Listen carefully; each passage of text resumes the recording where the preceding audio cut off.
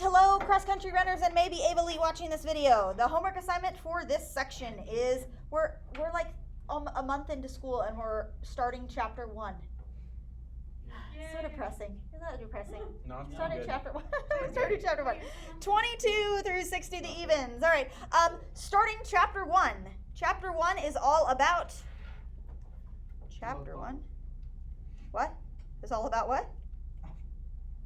Linear functions. And I say that like you know what I'm talking about. Linear functions. Do you know what a linear function is? Linear? A function that's linear. Do you know what a linear function looks like? Mallory's back there like, I've been asked this question too many times. A linear function, you see the word? You see this word?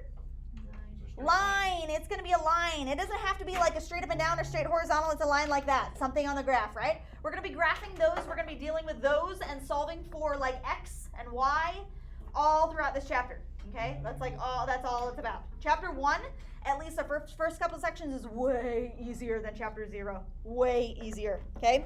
So, solving linear equations is what we have going on first. Okay? Example 1. Foreign exchange students, you might struggle with this a little bit because we're talking about words. Woo, words on here. 2 more than 4 times the cube of a number. Yikes. What does that mean? 2 more than 4 times the cube of a number right here. We have to write that out in like variable format, okay? So I start with where the number lives. A number is x. That's where we're putting our variable. A number means x, right? Okay? Then I start from there and I work backwards, okay? So the cube of a number. What is the cube of a number? X cubed, x to the 3rd power, okay? That's the cube of a number, right? And then 4 times that. 4x cubed, and then 2 more than. Plus 2, I usually put my plus 2 at the end, okay? So this is 2 more than 4 times the cube of a number.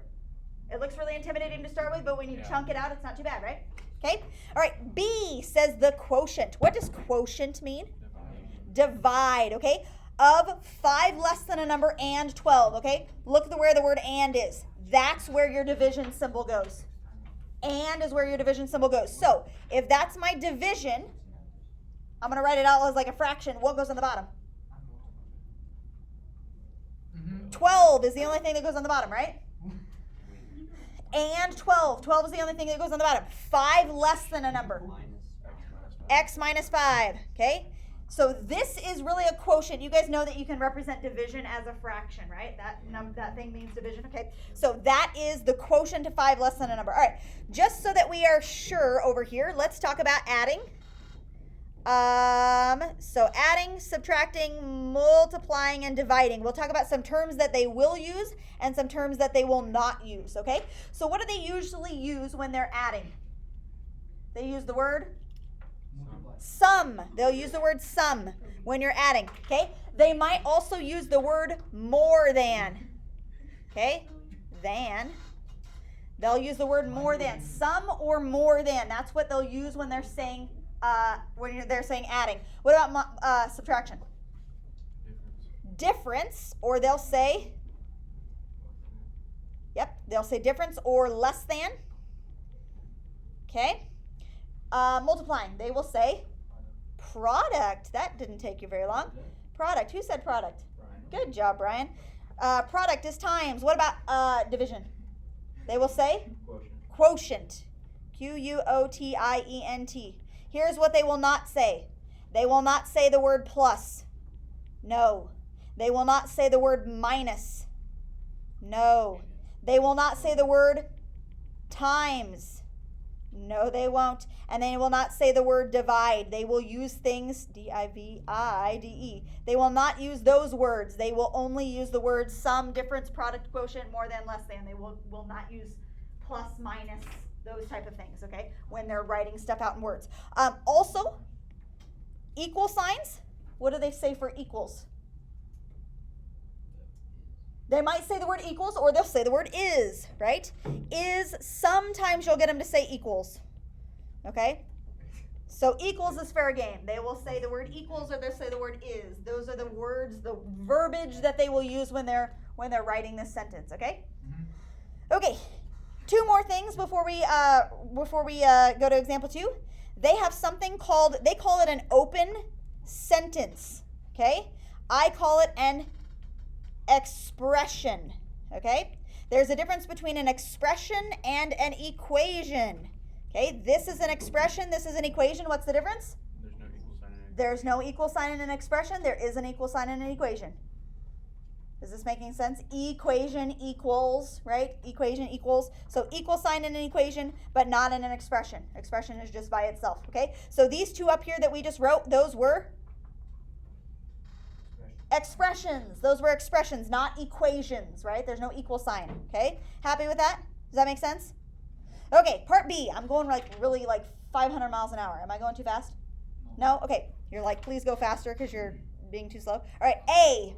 6x equals 72. We want to write this in like the educated verbiage that they had up here, okay? So we won't say times. We won't say 6 times x, right? What do we use? Using these words up here. We'll say the product, okay? The product of, what are we taking the product of? 6 and a number. The product of 6 and a number, then what? Is 72. That's how they will write it in technical terms, right? The product of 6 and a number is 72. That'll work. Okay? Happy with that? Moving right along. B, n plus 15 equals 91, except we won't write it as n plus 15. 15 more than a number. Yes, 15 more than a number,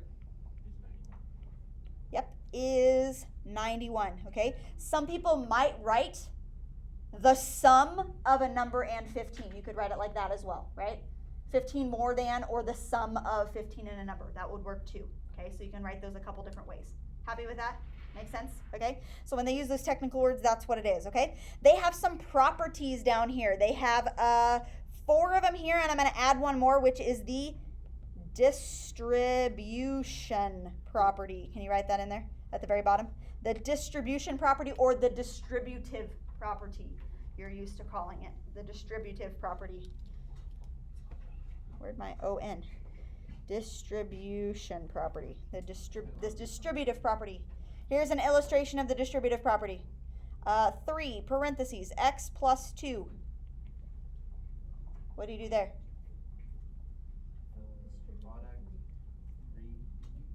Yeah. Oh. No, we're not writing it out in words. We don't need to write it out in words. That's really complicated, isn't it? You gave a valiant effort, though. That was really good. So this is just illustrating the distributive property. This is just 3x plus 6. I'm going to make it too easy, Brian. That was a valiant effort, though. Distribution, 3 times x plus 2 is 3x plus 6. That's the distributive property, okay? There's going to be quite a few on your homework assignment where they say, look at this, which property is it? And you just label it which property is, okay? Substitution, here's what substitution looks like. They have a value here where it's 6 plus 1, and they have substituted or plugged in 7 in its spot, right? Because isn't 6 plus 1 equal to 7? They've substituted that value in, okay? So that's kind of how that works, okay? This next one is something called the transitive property. It's a transition property, okay? So here's how this works. Follow along, because this is kind of confusing. 5p plus 3, I'm going to say that that's my first chunk, okay? 5p plus 3 is my first chunk. That is equal to 48, which is my second chunk, okay? Now they're repeating 48 again, which is my second chunk again. And that's equal to 7p minus 15, which is my third chunk. So we have something where we have 1 equals 2 and 2 equals 3. So, does that mean 1 is equal to 3? If 1 equals 2 and 2 equals 3, then 1 equals 3, right? 1, which is 5p plus 3, equals the third piece, which is 7p minus 15. Does that make sense? 1 equals 2, 2 equals 3, then 1 equals 3. They're just bridging the gap between the first and the third one, saying that those are equal now too, right? Yeah. Okay? All right. Next one, symmetric property. I'm going to do an easier symmetric property. You ready for this? When you're solving for things, sometimes you'll get an answer where you have like 2 equals x. And for some of you, maybe not all of you, but some of you, that probably drives you crazy. and you flip it around immediately and you go x equals 2, right? They're the same. The symmetric property is what allows you to do that, right? They're the same as each other. You can flip them around. They say here 18 equals negative 2n plus 4, so negative 2n plus 4 equals 18. You can flip them around. That's the symmetric property.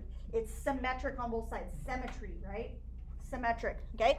And the last one at the top, this one's kind of weird. We don't see this very often. You see it a lot in geometry. We'll get to that point next year. It is something called the reflexive property. And it's hard to see like when you would even use this. B plus 12 equals B plus 12. That's a reflexive property. It's like the same thing is equal to the same thing. That's a reflexive property. Kind of weird. I'm sorry. That's the way it goes. Okay? Good? That's a reflexive property. It's hard to see when you would actually use that. But anyway, there's that. Okay? All right, here we go. Name the property illustrated. They have 3a minus 4 equals b. And then b equals a plus 17. So 3a minus 4 equals a plus 17. That's a transitive. This first piece equals the second piece, and the second piece equals the third piece. So the first piece equals the third piece. That's the transitive property. Okay? The transition between the first and the third. Transitive property. Okay? B says if 2g minus h equals 62 and h is 24, then 2g minus 24 equals 62. What have they done here that was different? They've plugged the 24 into h, and that's called substitution property, or just substitution. I don't care. I'm not going to be real picky if you forget the property. Substitution property, right? Okay? Happy with that? Not too bad? Now we've got 4 more properties. But I'm going to make it easy. The box makes it confusing. Here you go. This is going to be the addition property. And this one's going to be the subtraction property. Okay, so we're adding and we're subtracting. Here's an example. Addition property. X minus 4 equals 6. Addition property, subtraction property. I'm making it like really super easy to see. This addition property and subtraction property. Okay? In the addition property, if I have this equation right here and I'm trying to solve for x, what are you going to do? Add the 4 over. The 4 is negative, so we're going to add the 4.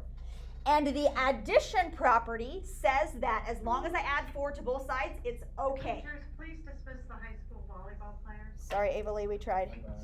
X equals 10. The addition property allows me to add 4 to both sides and have it be the same. That's good.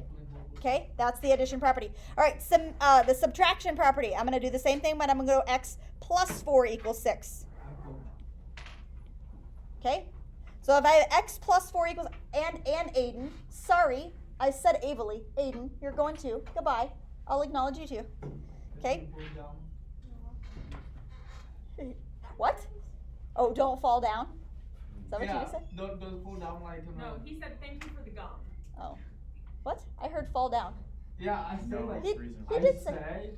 said don't fall down. Oh, see, I thought I heard don't fall down. Okay, whatever. Anyway, okay, whatever. Subtraction property.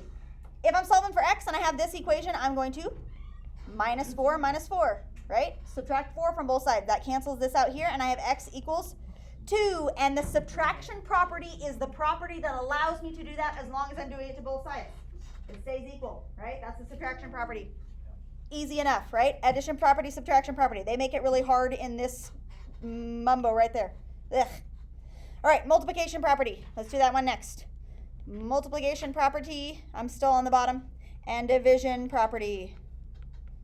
Multiplication, division. Here we go. Here's your example. I have, let's do x over 4 equals 6. We'll do it that way. Multiplication property and division property. Okay, there's my example for multiplication property. If I'm trying to solve for this x, how do I do that? I'm guessing I'm going to multiply, right? Yes. Did you know this thing is like saying x divided by 4? When you have that fraction bar, it's like x divided by 4. So when you're trying to get the x by itself, you're going to do the opposite of divide, which is multiply. So I'm going to multiply by 4, and that cancels him here, right? And I'm going to times 4, so x equals 24. There we go. That's multiply property, okay? I'm going to do one again, so I'm going to do 3x this time equals 6. And here, if we're solving for x, divide by 3. This is like 3 times x, so we're going to divide the 3 over to get rid of it.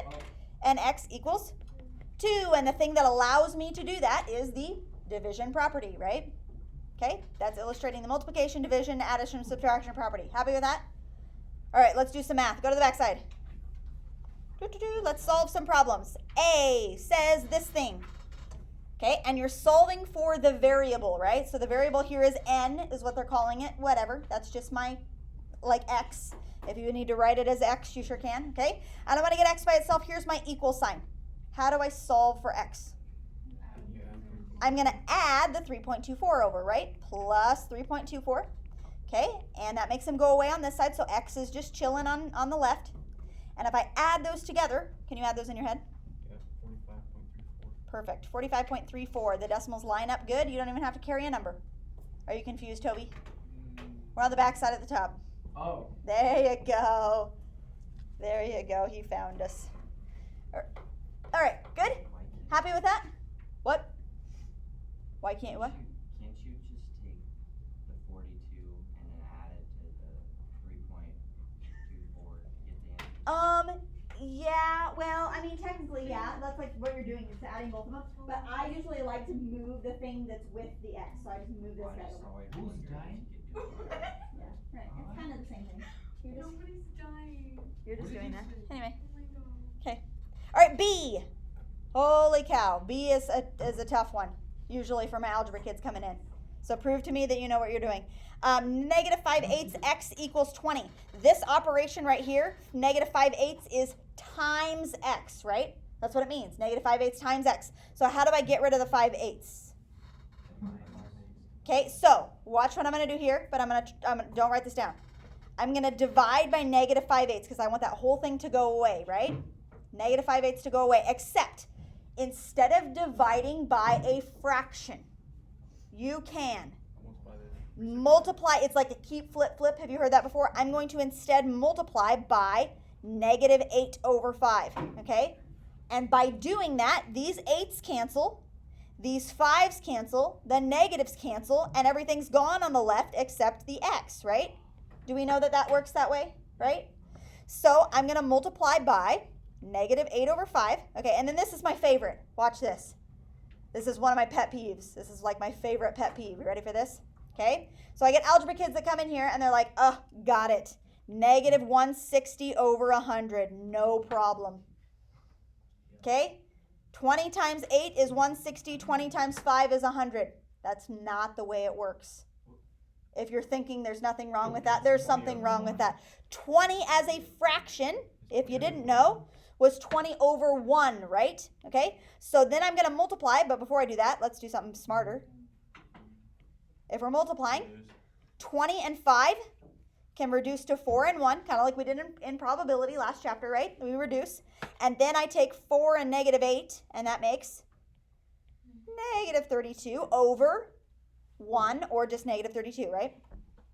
That will work, okay? So when you are dividing by a fraction, you can multiply by the reciprocal and make sure that if it's a whole number, you make it a fraction and put it over 1. Good? There's a lot of stuff going on in there, right? Okay? Woo! Next one. Here we go.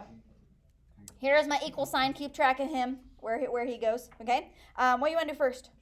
Distribute. Okay, let's distribute the 5. So 5 times x is 5x, and 5 times 3 is 15. And then distribute the 2 through, right? So it's going to be plus 2 Plus 2x. minus 2x equals 14. And the 14 is just going to hang out until we're done with the left side, right? Where's the x? He's just going to chill. What? It's 17 plus 3x. Oh. Yes, we're going to get there. We're going to get there, Toby. You're ahead of us. It's fine. Oh. It's fine. It's fine. So now Toby says, okay, do you see the 4 pieces going on over here? 1, 2, 3, 4, those 4 pieces? We want to put those together as much as we can, right? So we have 5x minus 2x. And that is 3x, okay? Now, here's what you don't do. Ready? We don't want to add the 2x here and add the 2x here. How's come? Like, why don't you add that 2x from there over to there? Minus in front of the 2x. Yeah, but don't you add it to get it to go with something else? No, there's no equal sign. You only do the opposite sign if you're going over top of the equal sign, right? Okay, so if we're just on the same side of the equal sign, we just combine 5x and 2x, and negative 2x, yeah? That's 3x. Yes, sir? Does it matter if you put the 17 before the 3x? It doesn't matter. No, Oh. no. So 15 plus 2 is 17, and that's equal to 14. He's just chilling again, right? Oh, I thought mine. Then, what do you do? 17. We can Yep. switch to 40.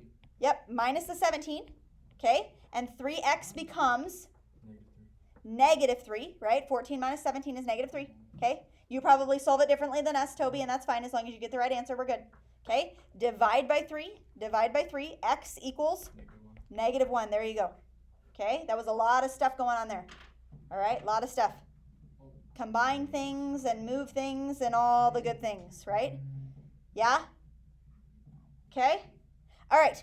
Example 6. I'm going to cross off this part of example 6 because they start you off with something really ugly and weird, and I'm going to do something different. So let's do this. Do this for me real quick. Negative 2y equals x plus 6, let's say. Do that one. We're going to do that example. And then let's do like 3x plus 4y equals 12. Put those on your paper right there. We're going to solve these first.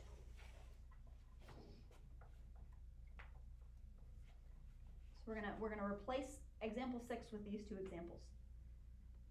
Okay, I have found that example 6, they want us to solve for a variable, which means get the variable by itself. And they give us a big long equation and stuff, and then I have algebra 2 kids that come in here and they can't even do like this stuff. So we're gonna do this stuff first to see if we know how to do this, okay? So we're gonna do a lot of solving for y. Like getting y by itself. All of the equations start with y. Y equals something. Y equals something. Y equals something. So we want to get y by itself. And to do that, I have to move that 2. Negative 2, actually. How can I move the negative 2? What? Move it to the other side. How? Plus Added. 2. No, divide by negative. I'm going to divide by negative 2. Do you see? It's negative 2 times y. So I'm going to divide by negative 2. So I'm going to divide by negative 2. But when I do that, I have to do all 3 pieces divided by negative 2. Did you know that? We want the epsilon. We want y by itself. Oh, wow. That's a y. Yeah, Oh. yeah, not epsilon. Yeah, is that mine? It probably looks, yeah, No, y. it- We're solving for y. Y. Yeah, okay. Okay, good. All right. So the y now is by itself, but then we have to simplify stuff, okay? So this thing, I typically write that not the way that it is now. Do you know what fraction that is? Minus Like, 5. what number is in front of the x there? 1. Okay, so I write this as negative 1/2, and I slide the x off the side. Did you know that? That makes it easier for me to see that, right? Negative 1/2 x, that makes it easier to see than negative x over 2. Okay, and then 6 divided by negative 2 is negative 3, and y is solved for. Okay, we've gotten the y by itself. Happy with that? Is that like, do we know how to do that kind of, or it's all coming back to you? Right, solving for y, okay? All right, now let's do this one. This one's a little bit harder because the y is like trapped and there's like a ton of stuff on this side now. And we're trying to solve, okay? All right, so what would we move first? The x over. Yeah, let's move the x over. How do you move the x over? I want to move the 3 and the x at the same time. Minus 3. Minus 3x, yep, minus 3x, minus 3x. Perfect, he's gone. Okay, and so for y, he's just going to chill for a second. And this is another one of my favorites, 12 minus 3x. People try to combine those and make it like 9x. The 12 doesn't have an x on it though, right? Can you combine those if the 12 doesn't have an x? So what do? Just tack on that. Just write them side by side. Which one do you write first, the x or the 12? Doesn't matter. 12. I usually write the x first because we will eventually get to like y equals mx plus b form, right? You know what I'm talking about? This is mx plus b. So I like to have the x first. So get used to writing the x first because it'll make it easier in the long run, okay? So negative 3x plus 12, those don't combine, so we just put them together. And then, last thing, let's divide by 4. Woo! What a mess. Y equals, now y is by itself, okay? What comes next? How do I simplify that? Negative 3/4. Yep, I'm going to leave it as negative 3/4, but I'm going to slide the x off the side like we did before. Plus 3. There we go. We've solved for y. right? We're going to do a lot of that, solving for y, getting the y by itself, right? Okay, happy with that? Okay, and then the last one. Am I moving too fast? We doing okay? All right. Okay, the last one. The last one, don't get overwhelmed. There's like two different pieces to this. So it says, if 6x minus 12 equals 18, what is the value of 6x plus 5? Don't try to do everything at once. Do one piece of it at a time. So if 6x minus 12 equals 18, we're going to do that first. Don't even look at the rest of it. We're going to solve for x there, right? Okay, if I'm trying to solve for x, I'm trying to get that x by itself. Okay, what will you move? 12. Yeah, add the 12. Okay, plus 12 plus 12. So I'm going to get rid of him. Then I have 6x is just chilling equals 30. And then divide by 6. So x is 5. Okay, there's my x is 5, but we're not quite done yet because now it says, what is the value of 6x plus 5? So I take the 5, plug it in there. 6 times 5 plus 5. 6 times 5 is 30. 30 plus 5 is 35. Final answer, 35. Okay, don't try to do everything at once. Just deal with one thing at a time that you can, and then plug stuff in, right? Okay, don't get overwhelmed. Good? Happy with that? That's all I have. Is this going to be an easy section? Okay. Yeah, kind of, maybe. Okay. Except that the solve for y thing. Yeah? Okay. All right. So, yeah, those are kind of tricky. All right. So, you've got lots of time left.